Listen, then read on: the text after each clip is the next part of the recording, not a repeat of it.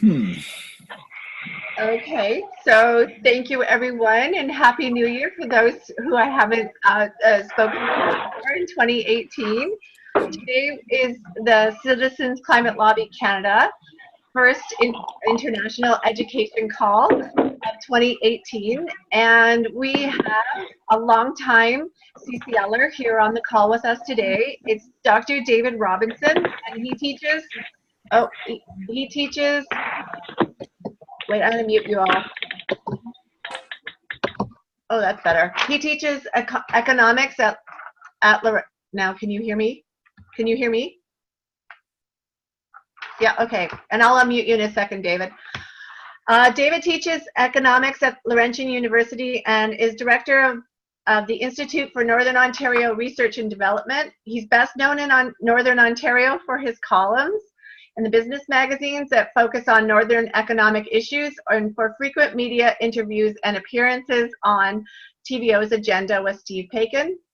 Dr. Robinson has been truly generous of the time that and wisdom he has shared with Citizens Climate Lobby Canada. He has been a guest or a keynote speaker at 4 of our events. As well, he provides a lot of sage advice to me, and I am grateful for the time and wisdom he shares with us.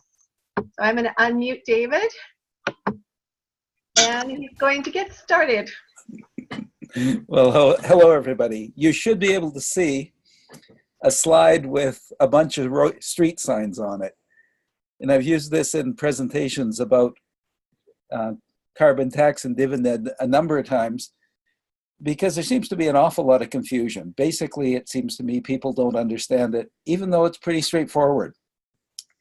So what I want to talk about today is one feature of carbon tax and dividend that I think isn't well understood, but is absolutely basic standard economics. And it may be useful to you to help explain to other people to just have a little more of the economic background. I wrote this up originally for one of my public finance classes because I wanted to explain to them how carbon tax and dividend worked as part of my lessons on taxation, and passed it to Kathy. Kathy thought you might be interested, and that's how we got here. So what we know is that most of the politicians don't really understand what we need them to understand. They're beginning to realize it's very serious. They're beginning to realize that we need really dramatic action and that there's fairly popular support for it. But they do think it's really hard and complicated. And I think some of them are starting to panic. I think the truth is that knowing that they need really dramatic, strong action while being terrified to act politically has put them in a kind of panic. Because we know that a carbon fee has to be really high. The numbers we're talking about for a minimum is really $150 a ton. And 2 years ago, of course, people weren't putting that number out. Now that is the common number in the press. That is really the minimum serious number to be discussing, and lots of people are going way above that. That's not actually very much money when you think about it. It's about 33 cents on a liter of gas. But from the politician's point of view, to talk about that just isn't politically acceptable. And part of our job is, at this point, is to make it politically acceptable, which is what the dividend scheme does. It's acceptable, it seems to me, politically, if they have a full dividend. And it is almost that simple. Now, the dividend is a simple idea. You just give all the money back to people. The idea has been floating around. We've been pushing it for a long time. Its effect is kind of different for different people. And those little complications, do you like these signs, by the way? I really like these signs as a kind of expression of what the discussion is like. Because the effects are kind of different, it may be useful to try and get the economics clear. So there's two ideas we need. One, I think, is just a graphic idea. It's a picture. And one is a piece of economic jargon. So that's my role. I'm going to give you a piece of economic jargon, and the term is compensating variation. And in economics, that means you do something bad to people and then you do something good to them to put them back in the same place they were before with different prices. Okay, I'll say that again. Compensating variation means you change the prices with a tax and then you give them something back so they're not worse off. You're compensating for the effect of the tax. Okay, now this is really traditional standard economics. There's nothing fancy about it. I've been astonished to realize that in all this conversation about carbon fee and dividend, nobody has called it by its standard economics name. It's a compensating variation. It puts people back where they were. And that's politically really important. It's politically really important because with this compensating variation, we can say nobody's getting hurt. From the point of view of most people, the carbon fee is free. We take the money away with one hand, we give it back to another. Now, people have talked a lot about revenue neutrality. But when they do, they're talking about government's revenue neutrality. We don't really care about government's revenue neutrality. The political question is ordinary people's revenue neutrality. And the carbon fee and dividend is the only scheme that makes a carbon fee revenue neutral, roughly, for almost all households, right? Revenue neutrality for households is what we're after. So when governments talk about revenue neutrality and tax grabs and so on, we really want to say, sorry, you don't understand. The carbon fee isn't going into government revenue. All we're doing is changing a tax, changing a price, and giving people back the money they had. This is not government revenue. One should never let anyone say carbon fee and dividend is government revenue or it's a tax grab. It's not. The dividend part makes it revenue neutral, roughly, for all households. Well, except the really rich ones. I'm sorry about that. We aren't doing too good a job with this scheme of making the really rich people happy. But it's not hurting them much because they're really rich, so we don't have to worry about it. So here's the economics. We can imagine two kinds of goods. There's stuff that has lots of carbon in it and stuff that has no carbon in it, and I'll just call that other stuff. And this is a standard economic cheat of dividing things into two categories so we can talk about them simply. And if you have a budget, you could spend it all on carbon stuff, or you could spend it all on other stuff, or something in between, which is what people do.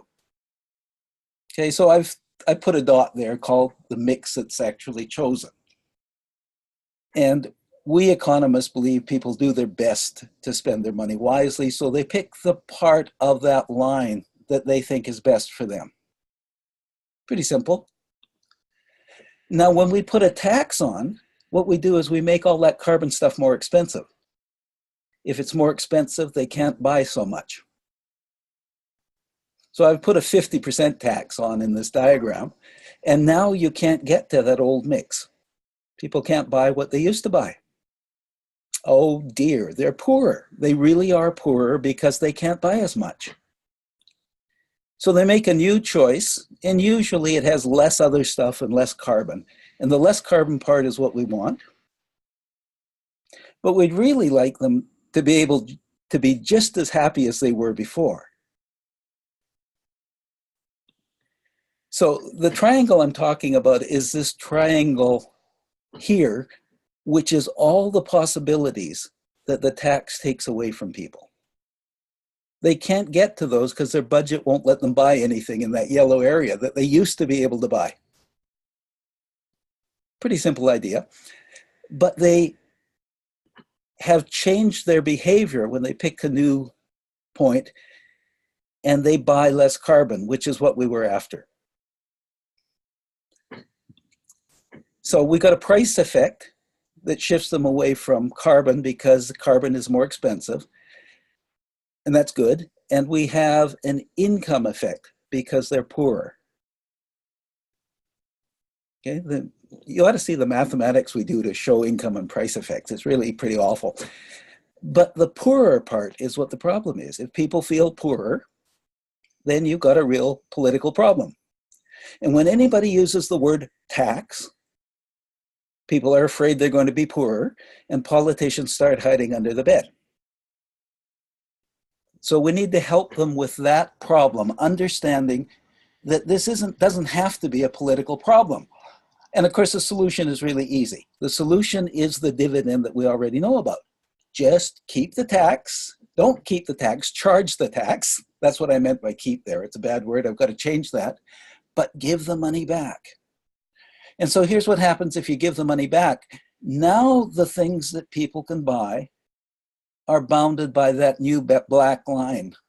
And I'm being a bit fancy by putting in what we call an indifference curve, that red curve. What happens when you change the price is, and you're changing the angle of that line, and I've changed it so that it's at the angle with the tax, and then I've added money to their budget, which let them buy more things. Now you notice what happened is they can't buy all the carbon they could before in the upper right, but they can buy more other stuff. That's what this switching of the line does. So we pushed people down, and then we gave them money back and pushed them up to where they were before. And that white dot shows that they've shifted to more other stuff because of the price effect. The income effect we canceled out by giving the money back. So we only have the price effect, no income effect. People can't complain. If they have no income effect, they have the same, they can buy the same bundle they bought before. So that's the logic of a compensating variation. If you like econo speak, you can practice the word. Okay, so there are some features of this that you all know, and you can show with this diagram, and I'm not going to show it with the diagram. I'm just not going to take that time. But if people weren't buying much carbon, they weren't going to pay much tax. So people who were lower on that line would pay less tax. Poor consumers who don't buy much carbon because they don't have much money don't pay as much tax. High carbon buyers, like people who like running around in four-wheel drive trucks in mountains and stuff like that, they're going to pay more tax. Those trucks use a lot of gasoline, they'll pay more for it. And richer consumers in general will pay more. Those aren't really bad things. That just makes it a progressive tax that favors low carbon users, which is exactly what we want. But on average, nobody's worse off. Now notice I say on average, because we know that high carbon users and rich people are a bit worse off. The other side of that is a really attractive feature. More than half the population are a little bit better off. More than half. And that's got to do with the funny distribution of income that we have. More than half the population are better off. And that's not taking into account the environmental gains, the fact that we're saving the world, which you'd think should be counted as being better off. But when politicians talk about taxes, they really can't, they just don't know how to turn. Well, we're saving the world and improving the atmosphere. They don't know how to turn that into part of the same language. So we'll leave it out. Financially, people are on average a little bit better off. Okay? Now I've heard people complain, some of my NDP friends actually complain, well, the rich have more money so they can adapt more easily, so it's not fair. We can easily work out policies that make it possible to help poorer people adapt more quickly, because after all, we're sending them checks. We can say, well, why don't we give you a big loan and pay it back out of those checks? Hold on to the checks and let you pay it back with your share of the carbon dividend. That'll let you borrow lots of money to retrofit your house. And if you retrofit your house, of course, there goes a lot of your heating costs. More, in fact, we know that retrofitting houses actually pays off economically, and that one of the big barriers is people just can't finance it. So our carbon fee and dividend just incidentally lets us finance retrofitting houses. And that's a really important feature. So, what am I doing here? Am I going backwards? Nope. I don't have anything more I really want to say about this. What we have is a really simple idea that solves the politicians' problems. And I actually like talking to politicians about it because they're baffled and somewhat frightened, which is a big opportunity. So thank you very much. I'm done with my little spiel. If you want more, I'll send you the paper with more diagrams.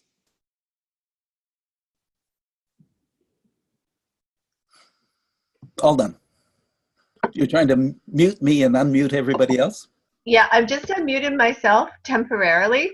I just wanted to first thank you for this. And I think compensating variation is a great way to answer people who don't understand how the carbon fee rebate actually will lower carbon emissions. So this is really helpful.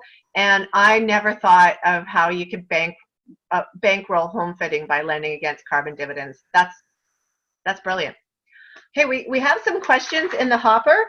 So I've got David is, because he was the first to submit a question, David Mance is first, and then Daniel, and then John Stevenson. So and then we'll ask others, but we'll let David go first. So let me find a way to unmute David Mance. There we go. I'm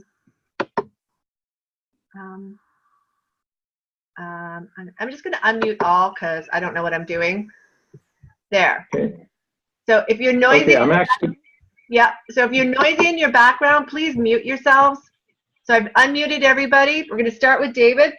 I hope I pronounced your last name correctly, David. Introduce yourself and then please ask your question to Dr. Robinson, please. Right. This is Dave Maines calling from Saskatoon, Saskatchewan. Hello. Am I coming through first off? I can hear you, Dave. Okay. Yes. The question I've got is there are multiple market-driven mechanisms to achieve the same end, and the carbon tax is one of them.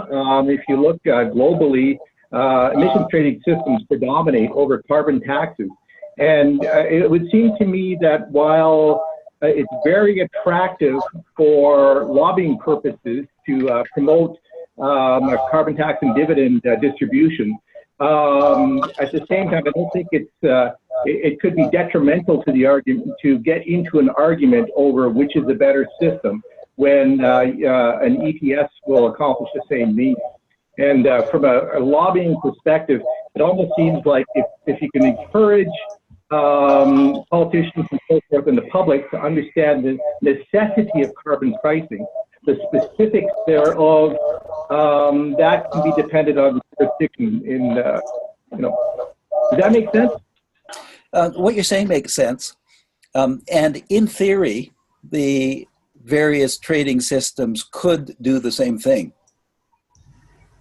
The majority of economists are clear that a carbon tax is superior to a trading system for a number of reasons.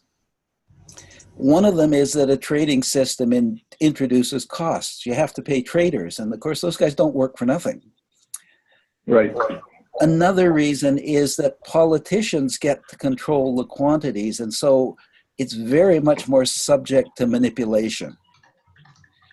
The third reason is no carbon emission trading has really thorough coverage, whereas a carbon tax starts off with almost perfect coverage. So there's a bunch of flaws, and if we look at the history, the trading schemes haven't worked nearly as well as people thought. Those are not the big problems. You know what the big problem is? You've got a carbon trading system that's put the price somewhere around $20, and you've got to go to 150 as a minimum. It's extremely hard to push those prices up fast without a huge amount of political resistance in a trading system. So it's easier to introduce a trading system because it hides the tax. But it's really hard to get to where you want to go with a trading system because you're not compensating people for the tax you take away. So that's the main set of arguments. Okay. That's great. I think Yannick would like to add a quick follow-up comment to the ETS versus tax. Is that okay, David? You're calling the shot. Sure, I'm Yannick. fine. Hey, Did I I think make I'm you unmuted. Are you the fellow in Toronto?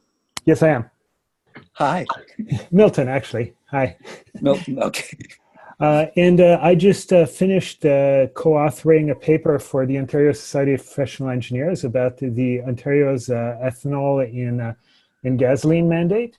And what we found in doing that was that it would actually increase greenhouse gas emissions because of interactions with cap and trade. So I wanted to point out that that's a problem with ETS systems, that politicians are accidentally putting in regulatory policies that do the opposite of what they seem because of cap and trade, whereas the carbon tax is easy enough for politicians to understand. That's a terrific comment. Yes, that was. Thank you. And so any other related comments to the ETS, or can we move on to Daniel Pike's question?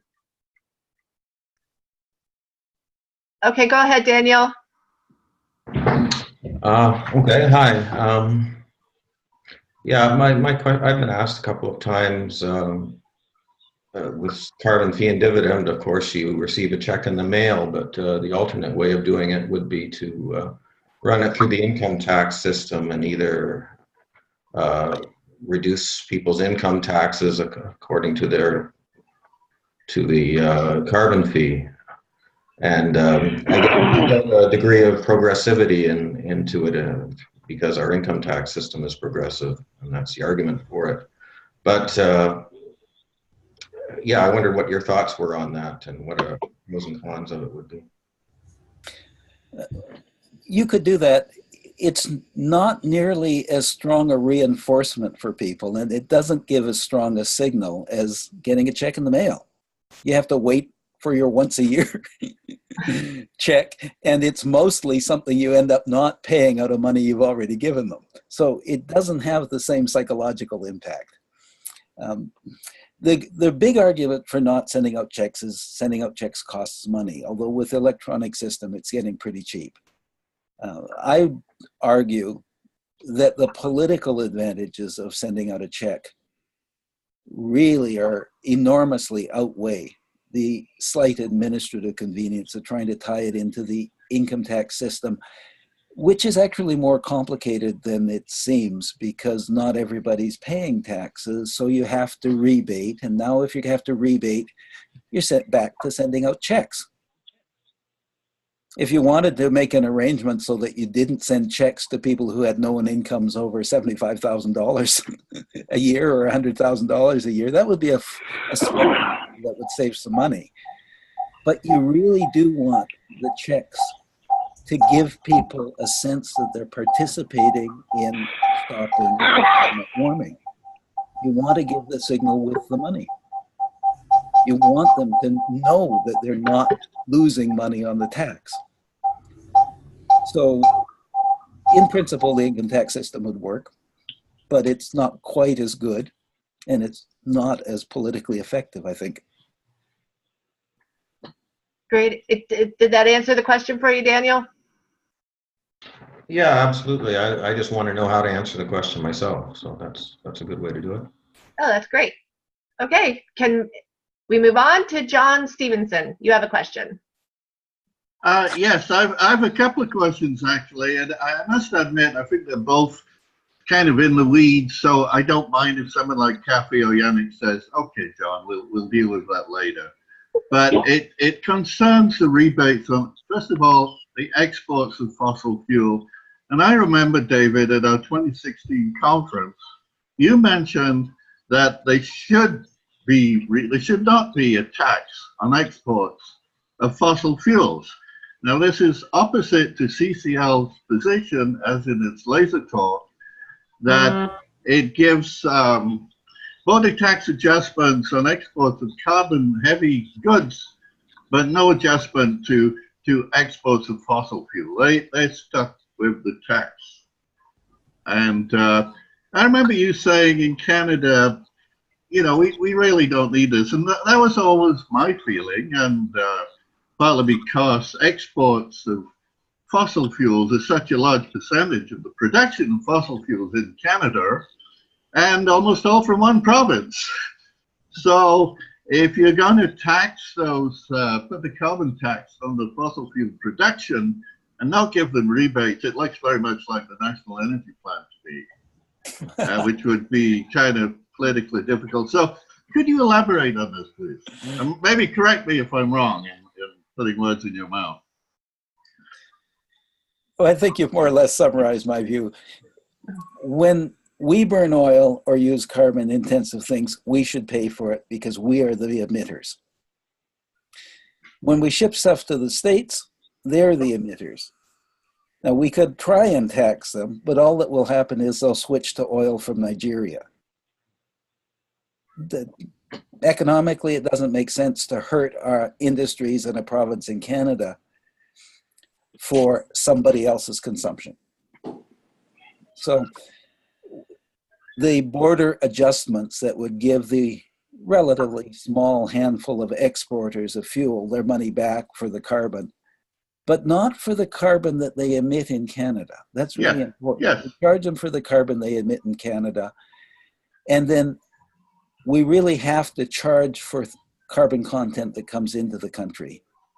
That doesn't hurt very much when you're at $18 a ton, but when you're at $180 a ton, we have to get there. And it's going to happen because it's impossible to have a working system without those adjustments if you have players that aren't in the game. Yeah.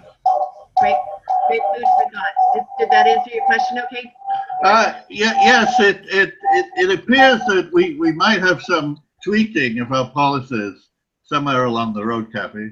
Yes. That's my view. And similar with the next point, it's upstream versus downstream. I noticed in the US there's a law which says they cannot have a downstream tax on carbon-heavy goods. That's the export clause. This is all explained in the laser talk. Now, do you have comments? This may be different on the merits of putting the carbon fee upstream or downstream. The cheapest and most thorough way to do it is upstream before it gets into the production process or consumption process. There's just no question that's cheaper and more efficient. There are some questions about exports, but every adjustment you make after that makes it more costly to run and more vulnerable to fiddling with. Yes. Now then, we have a principle that the revenue collected in a province is given back within that province. So if you put it on the upstream production in Alberta, a large part of the revenue would be collected in Alberta, and therefore would it be all given back in Alberta, even though we are consuming some of those goods here in Ontario, and we would be paying higher prices here in Ontario, but the revenue would be going back in Ontario, in Alberta, because it's being collected in Ontario, in Alberta. That's the federal policy anyway. Upstream in practice means the boundaries of your jurisdiction. Okay. Whether it is coming out of the ground or coming across a border. And those are relatively few points. There's, 70 or 100 wells in Ontario, and about the same number of border crossing points. So it's not a big deal to, to do it that way. Okay. It's just, I read the federal backstop, and that is, as that concept in it, about crossing borders, and actually seemed pretty complicated to me, going back and forth and so on. But if that's the answer, I'm willing to live with it. Those are great, weedy questions, John. I think we have time for a couple more. I don't see anybody in the chat queuing in. Does anyone else have a question for David? Hey, Kathy, it's Frank. Yeah, please go ahead, Frank. Dr. Robinson. So at the beginning of your call, you said many politicians don't really understand carbon pricing. One, two, they're starting to panic. Now, Yes. with all respect to the dismal science that it deserves, one doesn't really need a PhD to understand fee and dividend or cap and trade. So, do you think this lack of comprehension extends all the way up to the top levels? Because I'm thinking of some of the ministers and premiers we've seen have made star turns publicly where they've made representations about Canada's ability to cut emissions consistent with a 1.5 degree warming above pre-industrial. And it just seems to be almost fantastical what they're saying. What do you think? I mean, maybe it's a political view that I'm asking for, but do you think they know that they're being out there, or that they actually are oblivious? I think it's more complicated. They aren't all ignorant. They aren't all delusional. Some of them, I think, actually understand pretty well, but are afraid. I think, in fact, the Liberals understand pretty well, are somewhat afraid, and are moving sort of to massage the public to get them to the point where they can do more. I think that's true, but I still think they're afraid. My sense of it is that the politicians don't live in fact space, science space, or even with economists. They live in a kind of dialogue space where every voice has the same weight. I think that's what democracy means to them. And so everybody who's worried and scared has as much meaning as the scientists. And they just can't help that. So they're overly influenced by the fearful who speak up, and they get fearful themselves. That's a theory, of course, but you can have it. Fear as a motivating force seems suboptimal, but I understand what you're saying. Thanks. I have a question, if I could. Kathy's muted. Yeah, we have a hand up, and Oliver would like to ask a question. So we'll go, if you want to go first, Yannick, that's great, and then the iPhone, and then Oliver. Okay? Okay. Should children receive an equal dividend check? Or dependents, generally? That's a bit of a tricky question. I mean, our spending unit is actually a household, isn't it? And in the tax system, we treat children as costing less than adults. And that's probably the most acceptable and least debatable kind of scheme. Is a household with children probably gets half or 2/3 for each child. Or you can be more complicated and age rate it. But I mean, this is I'm not sure I know what the really right answer to that one is, because I don't think there is one. I think it's a matter of preferences.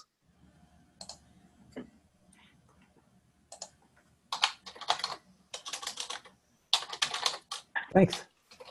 It's one I've looked at a bit, and yeah, can't get a clear answer.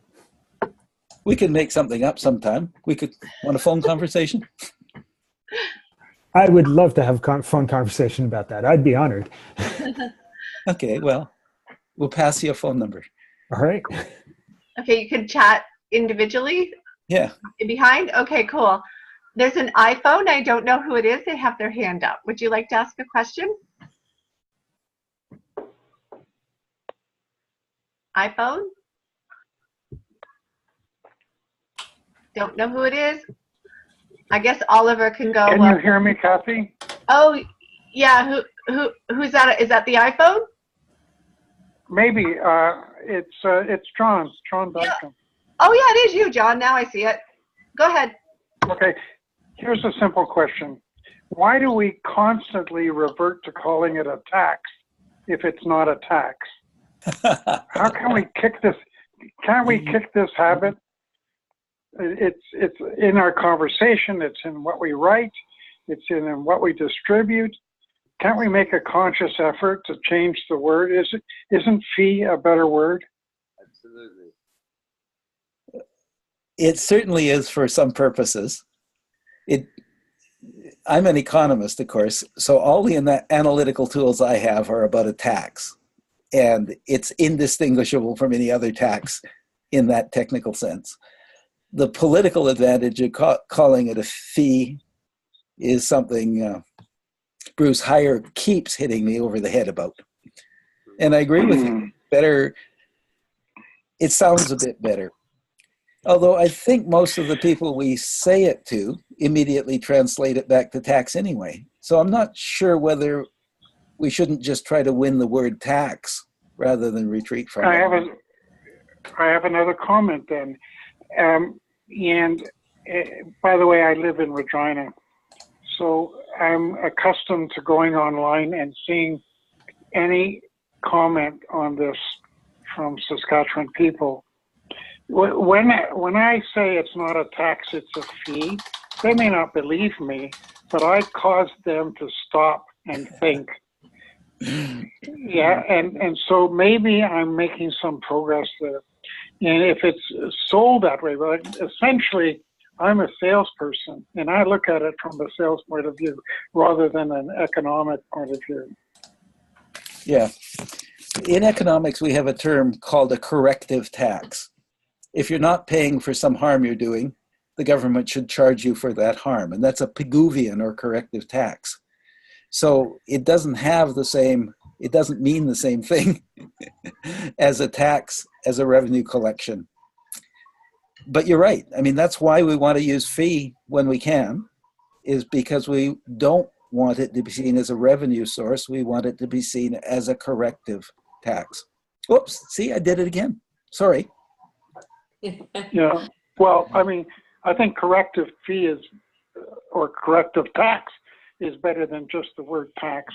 But we've got some selling to do. We should be analyzing this a little better because I don't think that we're doing justice to the whole concept. That's the end of my comment. Thank you, John. Or question. Yep, there are 2 questions now. Do we have 5-10 minutes left, David? I've got all the time in the world for you guys. Okay, thank you. I'd like to definitely end by the top of the hour. So first Oliver and then Adrian, please. Can you hear me? Yes, we can. Okay, great. Sorry about the webcam. My antivirus is blocking it, but I got the microphone to work. So no picture, sorry about that. The question I have is I'm from Vancouver, and we recently talked to one of the local politicians, and one concern she had about the carbon fee and dividend, and she referred to Mark Jacquard, Yes. with whom she has worked together in the past. And the concern, it came up again with me when someone today asked about the income tax. Couldn't we give the money back by income tax? So the concern is, what will people do with the money when they get it back? When you're shifting the curve and the point went back to a similar lifestyle maybe, but more with less carbon fuel intensive products, that's really a question. There is some risk around this, right? People might walk to work instead of drive, but then use the money to fly on a cheap vacation to Mexico, right? So the politicians should be worried about what will people actually do and how will it come out at the end, right? There is some uncertainty that could even be quantified in the model. So I wonder what you think about that.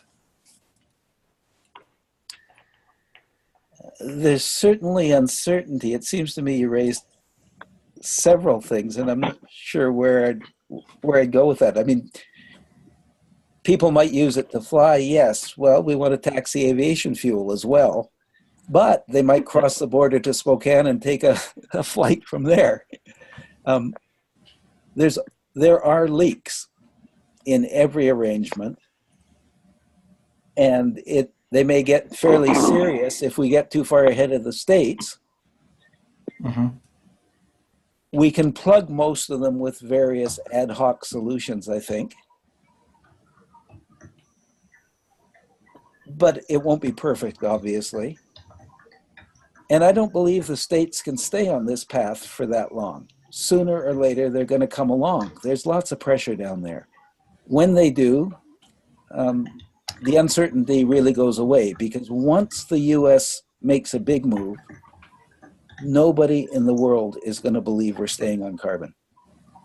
And once people stop believing in it, oil company prices are gone, gasoline automobile engines will not be sellable. You won't be able to sell your gas-powered car because the resale price will go to virtually zero. Once people believe we're serious, the switch is going to happen really fast, which is why we have to jack that price up so fast, even if there are a few leakages. We have to get people believing. And right now, the politicians are afraid that the people won't let them, that the people don't believe, and the people don't believe because the politicians won't say they're going there. Mm-hmm. And we're caught. It's like a couple of lovers, it seems to me. Both of them want to hop into bed, but both of them think that the other one's got commitment somewhere else, that they don't love them. And so they just aren't taking the step. Mm-hmm. Okay. Again, theory. You might have a different view. That was a great question, Oliver, and a very thought-provoking answer and question. Thank you, both of you. Last question, Adrian? Yeah, hi, Adrian here. Can you hear me? I can hear you. Okay. What about now? Still? Okay, good. Just fiddling with my my phone here because I'm on the way home. Okay, so that's why I sound a little out of breath. Sorry. Okay. So my question is related.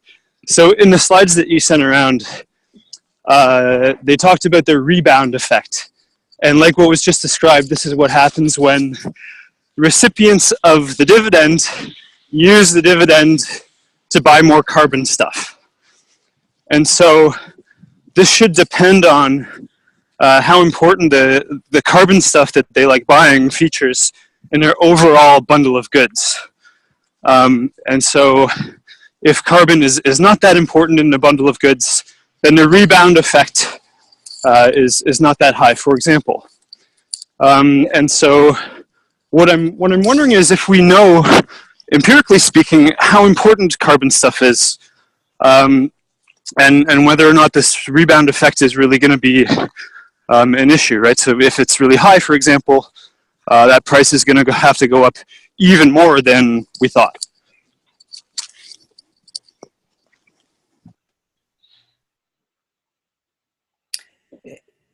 The way I think about this is about 2/3 of our carbon emissions are either transportation or heating buildings. That's rough. That means you push up the cost of carbon, and suddenly insulation and heat exchangers get just a heck of a lot more attractive. It doesn't have to go up very much to have some effect, but if you promise the price is going to $150 in the near future, nobody is going to put in a standard gas, even a high efficiency gas, if they can get a heat exchanger. Nobody is going to forget to put in double pane windows or anything of the sort. So the signal does a lot of work, and there's huge gains once you start getting off natural gas as a heating system. Huge gains. 1/3 of the emissions are there. Similarly, as soon as people are convinced that they're not going to be able to sell their next gasoline engine car, they're going to pay a bit more for an electric car. Demand is going to shoot up, and we're going to flip. Gasoline and transportation emissions are going to drop rapidly. It's not a problem of technology at this point. It's that people are not convinced the price is going to change enough to make a difference. So there's the signal we have to give. That's another thing that seems to me to make the dividend so important, because it makes it possible to say we're going to a high price soon. So everything you've said makes lots of sense. I tend to think of those as kind of second order problems. The big ones are really clear. Yeah. No, okay, that makes sense. Thanks for the response. And just to add one thing, I guess if in your answer what you're suggesting is that the signal really the signal really matters here. So for politically, what that means then, and maybe for citizens' climate, is that we need to make sure that signal is very credible and that people believe it. That's right. Okay. And that's one of the things Brad Wall has done that's tremendously harmful. The Prime Minister says he's going to put tax in. Brad Wall makes a whole bunch of noise and discredits, makes it seem unlikely it's going to happen soon. Of course, Brad Wall's gone. Is he gone yet? He'll be gone very soon. It's going to get more credible again. I'll lay odds that you start hearing rumblings from the feds about boosting that price faster than they thought. Just for the record, last week there was in their release for their Greenhouse Gas Act that they are considering rising the price past 2022 already. So, which is great. And we can take credit for that at CCL because we've been lobbying for that. Okay. I don't see any more questions. I think this has been a fantastic call. So I'm going to stop recording, and everybody just like express your gratitude if that's okay. Please go ahead. Thank you. Yes, thank you. Thanks, This is great. You're great. Thanks, Yep. thanks for all the support. Great job. And can you post the illustration? Sure. I'll give them to Kath. She can send them to anyone she wants. Yeah, and about he'll send me the PowerPoints, and I'll forward them to everyone. I'll forward the recording as well if you want to watch it again, or pass it on to your members as well. It'll probably be online by Sunday. This has been fantastic. Thank you, everyone. Thank you, David. Thank you. Thank you, everyone. Thank you. Thank you. Thank you.